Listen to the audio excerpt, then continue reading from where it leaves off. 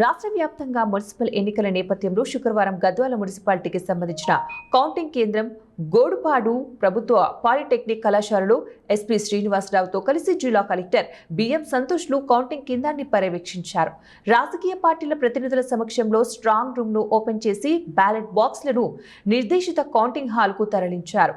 Counting సూపర్వైజర్లు, అసిస్టెంట్లు తమకు కేటాయించిన వార్డుల వారీగా మొదట పోస్టల్ బ్యాలెట్లను ఆయా అభ్యర్థుల ఏజెంట్ల సమక్షంలో లెక్కించారు.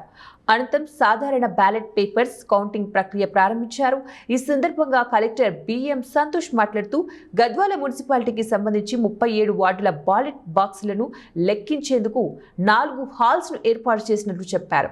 బ్యాలెట్ పేపర్స్ లెక్కించేందుకు వార్డుకు ఒక్కో టేబుల్ చొప్పున 37 టేబుల్స్ ఇతర కౌంటింగ్ సామాగ్రిని అందుబాటులో ఉంచామన్నారు.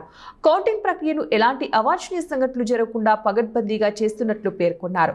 కౌంటింగ్ కేంద్రం వద్ద అన్ని ఏర్పాటు చేయడం జరిగిందని, పటిష్ట పోలీస్ బందోబస్తు నియమించినట్లు కలెక్టర్ ఎస్పీ తెలిపారు.